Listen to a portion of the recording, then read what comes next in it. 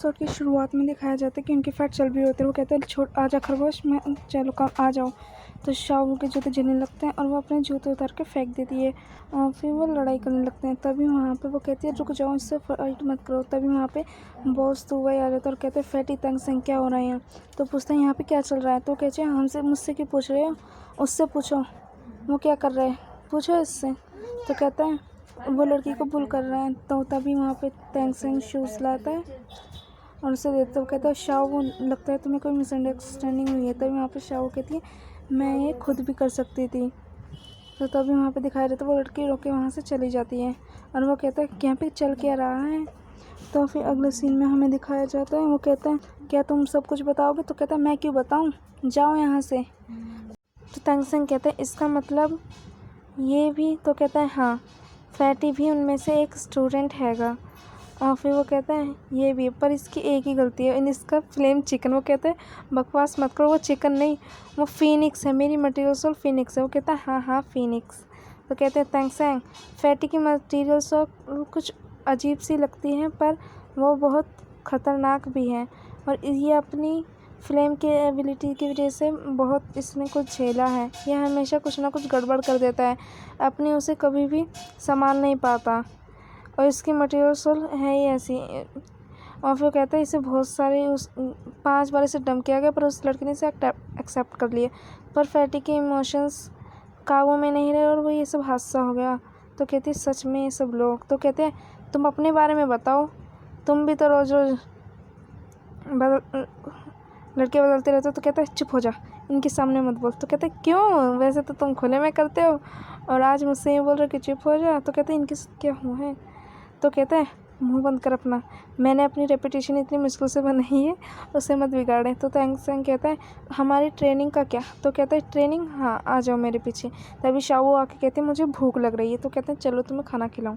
और फिर जब वो आगे जाते हैं तो फिर हमें दिखाया जाता है वो चलते चलते स्कूल के वहाँ आ जाते हैं और वो सभी से मिलते हैं और फैटी जूजिंग और रिंगरों को देख के पागल हो जाता है। और बॉस दाई कहता है क्या हुआ, तुम ठीक हो। तो कहता है हाँ हाँ।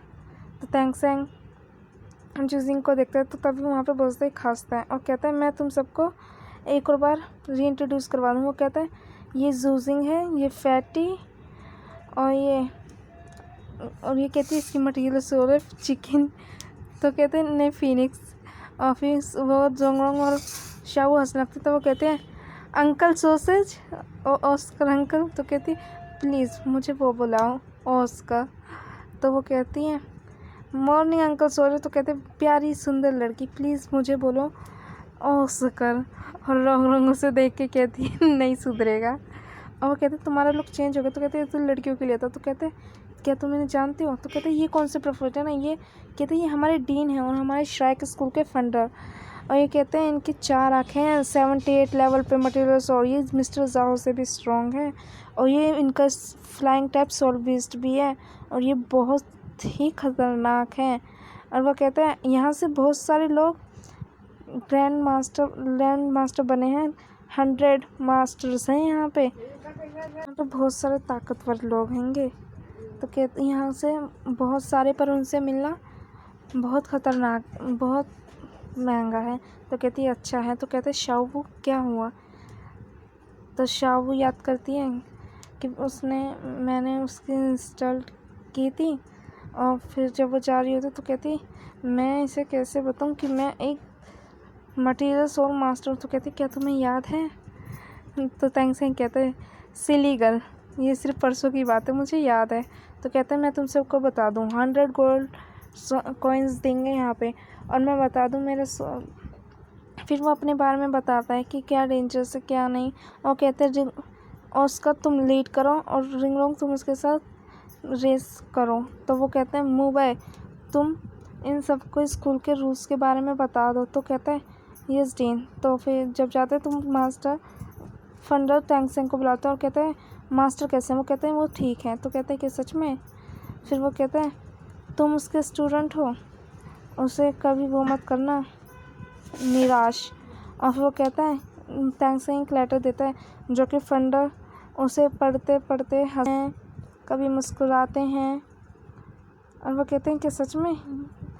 और फिर अगले सीन में दिखाया जाता तो कहते हैं इसे कभी भी डिसअपॉइंटेड मत करना। वो कहता है।